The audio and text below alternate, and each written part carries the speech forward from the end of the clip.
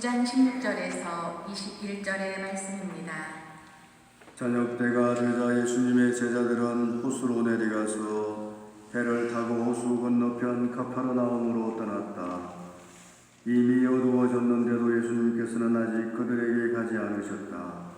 그때 큰 바람이 불어 호수에 물결이 높게 일었다.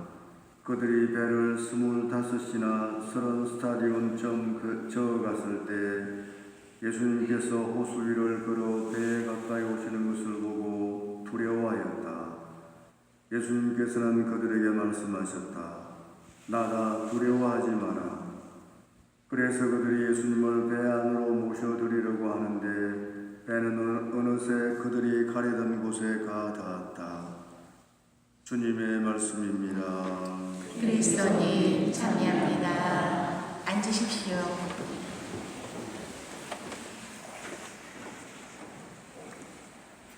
참내 예수님, 오늘 우리가 사도행전 중심으로 좀 얘기를 나누고 일독서, 그리고 또 바로 이 오늘의 일독서 전에 있는 사도행전 4장 32절, 그러니까 지난 화요일과 주일 독서로 공독된 그 부분하고 연결해서 좀 말씀을 드릴까 합니다. 즉 재산에 대한, 물질에 대한 얘기입니다.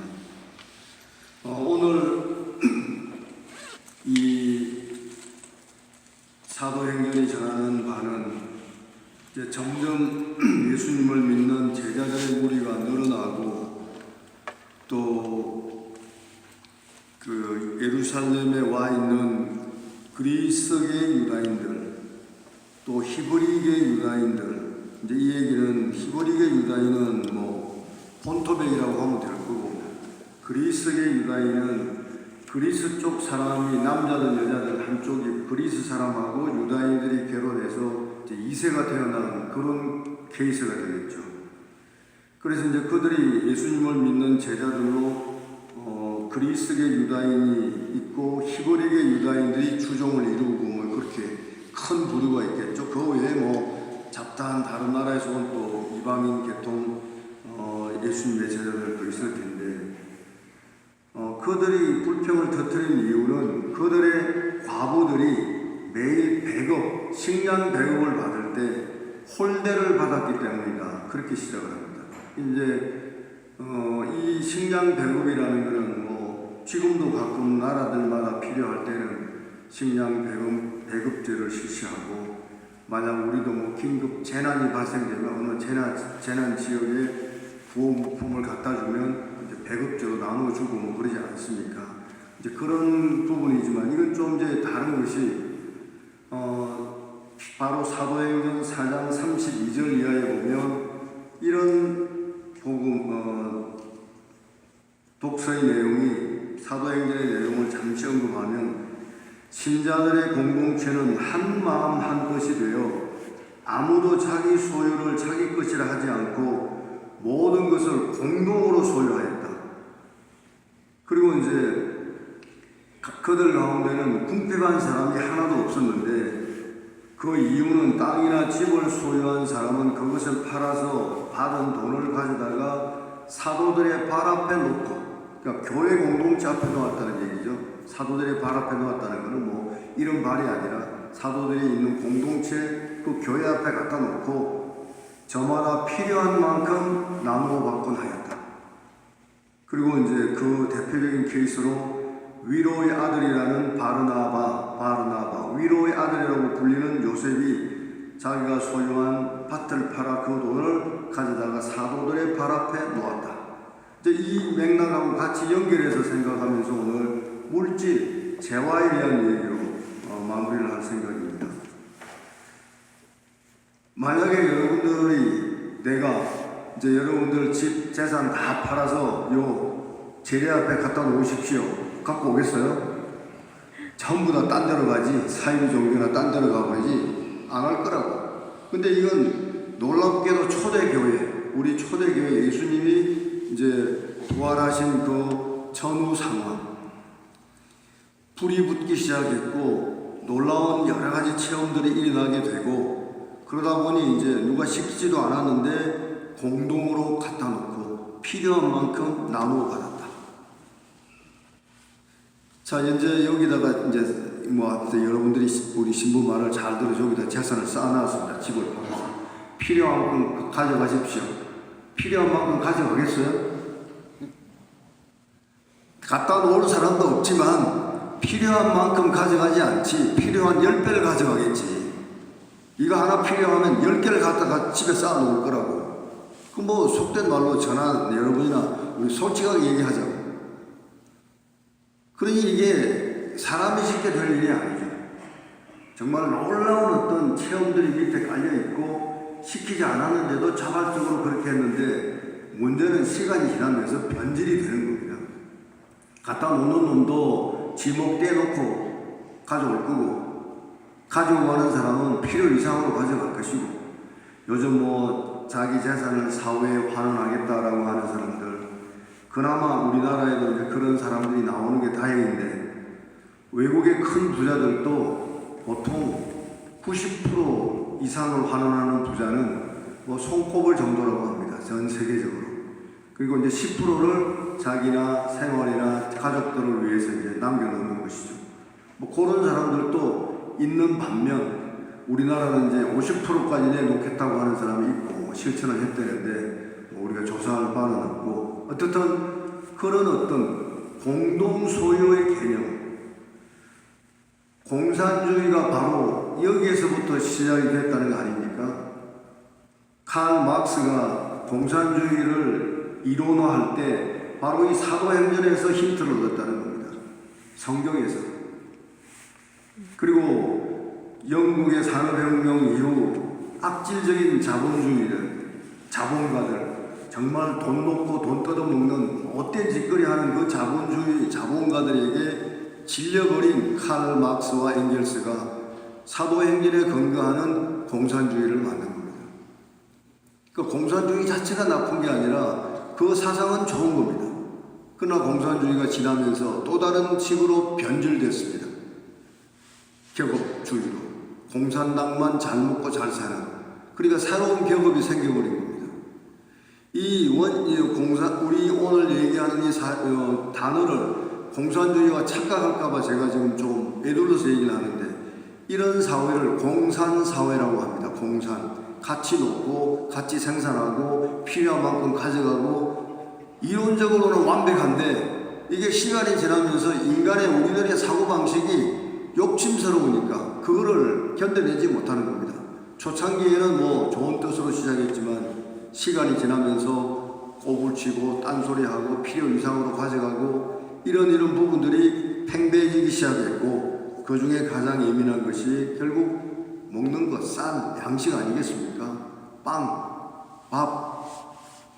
그러니 이제 오늘 사도행전 6장에 가면 바로 이런 불평들이 이제 과부들이 특별히 이제 그 당시 교회에서는 초대 교회에서는 과부와 그리고 고아 부모가 없는 고아들 그리고 나그네 이런 사람들을 우선적으로 배려하는 유다인들의 전통에 따라 우리 교회도 초대 교회도 그런 선례가 있었기 때문에 이제 굶어 죽지 않도록 배급을 주었던 것인데 이제 차별 대우를 한다는 겁니다. 본토인 아닌 사람은 지금 미국이 지금 인종 차별로 골머리를 앓고 있고 우리 아시아 사람들을 정말 무슨 더러운 버러지 취급하듯이 하고 있는 그 못된 놈들 그런 놈들의 인종 차별주의적인 방식들이 여기에 이제 있다고 생각하니까 불평이 터져 나오니까 오늘 12사도가 제자들의 공동체를 불러놓고 말하는 겁니다.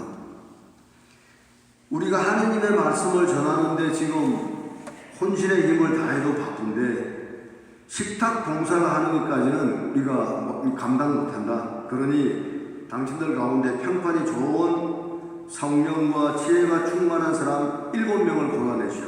이제 옛날 교회도 서양 쪽에서도 7자를 좋아하는 것 같습니다. 우리도 칠성사입니다. 성사도 7개가 있고 이건 오늘 7부제 우리 교회 최초의 7명의 부제 7부제를 뽑아라. 그러면 그들한테 이 식탁의 봉사는 맡기고 직무는 쌀 배급해주고 하는 직무는 맡기고 우리는 기도와 말씀 봉사에만 전념하겠다. 12사도들이 그렇게 선언을 하는 겁니다. 근데 나눠서 일하자. 직무가 다른 거다.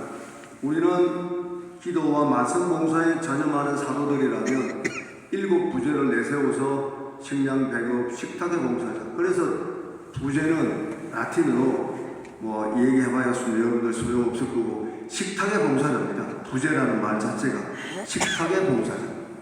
그러니까 이런 배급을 주고 기본적인 그런 부분 또 전례가 있다 그러면 이 식탁에서의 말씀의 전례, 성찬의 전례 아래서의 봉사자. 그게 부제입니다. 부제.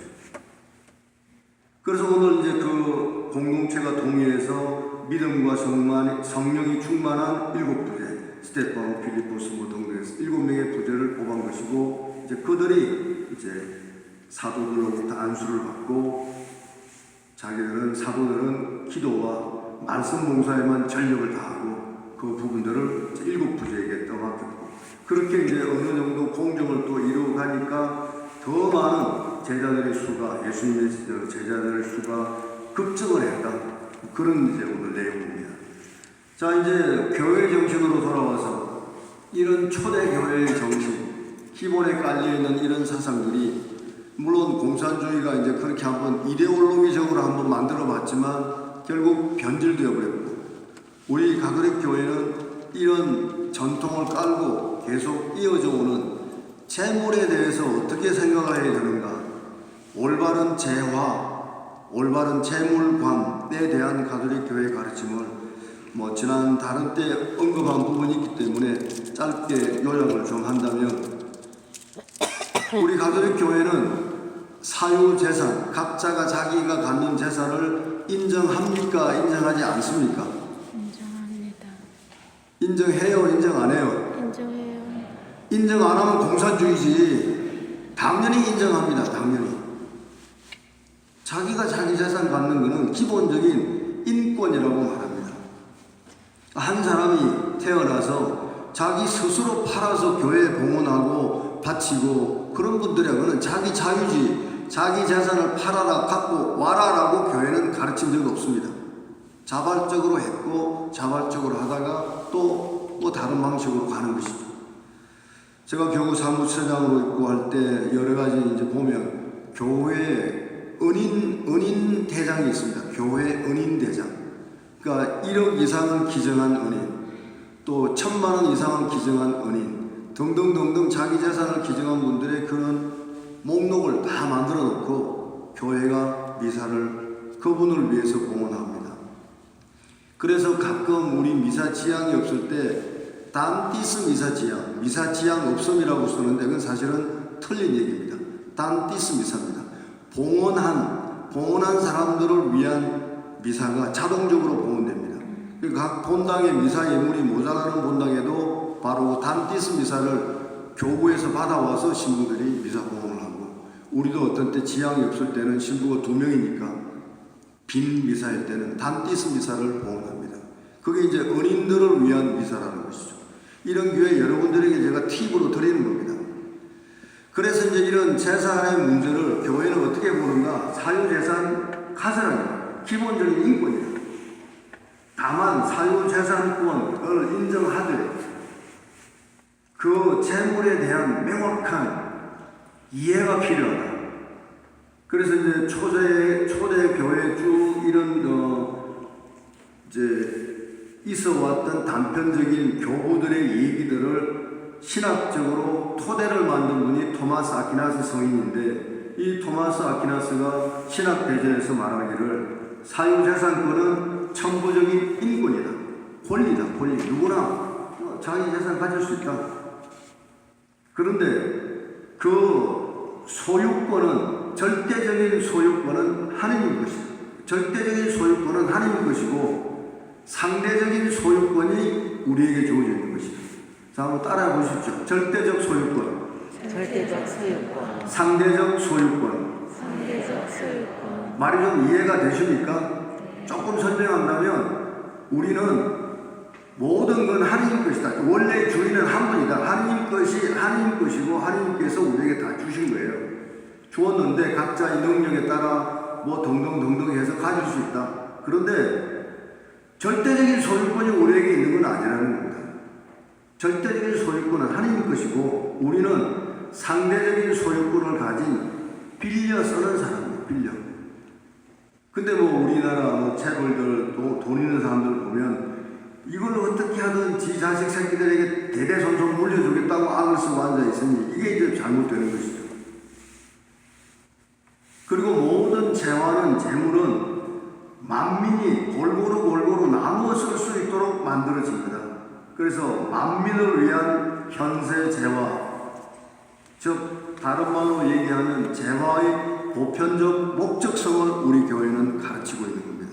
제가 이제 이 재화의 보편적 목적성은 몇 차례 만수일동에 와서 언급해 드린 바가 있습니다. 그러니까 하느님께서 땅과 그 안에 있는 모든 것을 모든 사람과 모든 민족이 이용하도록 창조하셨다. 모든 사람, 모든 민족, 흰둥이, 깜둥이, 뭐 황색인종 골고루. 따라서 창조된 재화는 사랑을 동반하는 정의에 입각하여 공정하게 풍부히 나누어져야 합니다. 사랑을 동반하는 정의에 입각해서 사랑이 바탕에 깔리고 정의롭게 공정하게 풍부하게 골고루 나누어져야 한다. 이게 우리 가톨릭 교회의 핵심적인 재화에 대한 가르침입니다. 그리고 이제 교부들 중에 알렉산더의 클레멘스라는 교부가 150년 정도부터 215년 정도에 클레멘스라는 교부가 이렇게 말했습니다. 뭐 다른 얘기는 다 생략하고 재화를 움켜쥐는 것 자체는 부정한 것입니다. 부정. 재화를 움켜쥐는 것 자체는 부정한 것이며 나누지 않는 부자는 살인자다. 아주 강하게 얘기했습니다. 나누지 않는 부자는 살인자다. 살인하는 거다. 살인. 그리고 공동의 이익을 위해서 재화를 쓸 때는 공동의 여러 사람이 도움이 되도록 써야 되는 재화. 그래서 재화에는, 물질에는, 재물에는 사회성이 있다. 공익성이 있다. 공공성이 있다라고 번역은 조금씩 다르게 할 수 있지만 재화의 사회성, 따라합니다. 재화의 사회성. 재화의 사회성. 공익성. 공공에 도움이 되도록 쓰라는 겁니다. 그러니까 내가 내 돈 마음대로 쓰는데 네가 왜 말이 많아 이런 말을 하면 그건 잘못되거든. 내가 내 물건을 내 재산을 쓰더라도 내게도 유익이 되고 다른 사람들에게도 유익이 되게 쓰라 이겁니다. 그게 재화의 사회성입니다. 사회성. 이제 제가 이제 좀 사회를 이해를 좀 돕기 위해서 드리면 제가 한 15년 전까지는 거의 택시를 타본 적이 없습니다. 아주 급한 경우 외에는. 근데 뭐 전철이나 이런 걸로 이용합니다. 요즘은 멀리도 안 가지만 뭐 병원 좀 가거나 이쪽에 산 답동에 가야 될 무슨 일이 있거나 하면 내가 차를 가져갈 때도 있지만 가능하면 택시를 탑니다. 그 이유가 뭘까?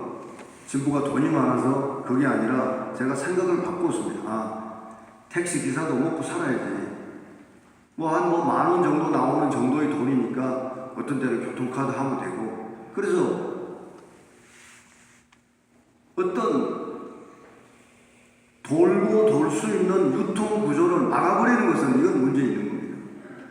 우리 사람들이 좀 더 편하게 살기 위해서 돈을 개발한 거 아닙니까? 원래는 물건을 주고받던 시대가 현물로 사고 팔고 하다가 이제 동전이 만들어지고 엽전이 만들어지고 돈이 만들어지면서 화폐가 만들어지면서 이제 돈으로 결제하는 시대가 왔고 지금은 신용카드로 하고 나중에 내가 돈 넣어주면 되고 이런 것들로 바뀐 것이죠.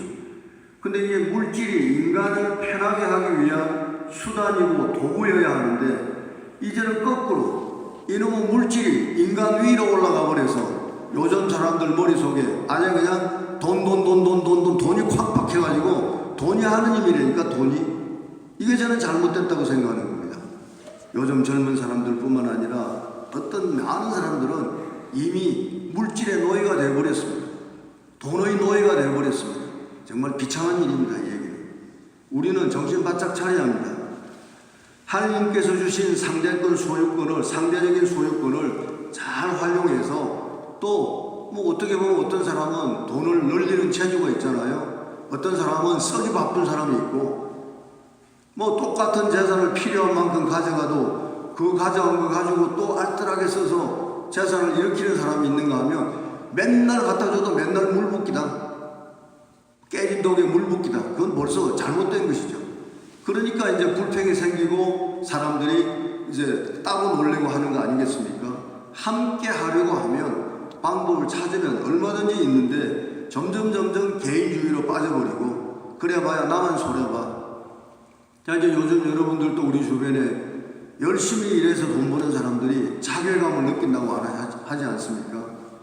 내가 열심히 빼골 빠지고 일해서 세금 내고 뭐 했더니 그것이 제대로 쓰여지지 않고 엉뚱한 데로 다 빠져나가고, 또 우리나라 사회복지가 너무 좁고 최근에 와서 잘 되다 보니 이건 뭐 누구 치닥거리 하기 위해서 내가 이렇게 일해야 되는 거 아니야, 이런 생각들을 하는 사람이 점점 늘어나는 겁니다. 세금 내는 게 아깝고,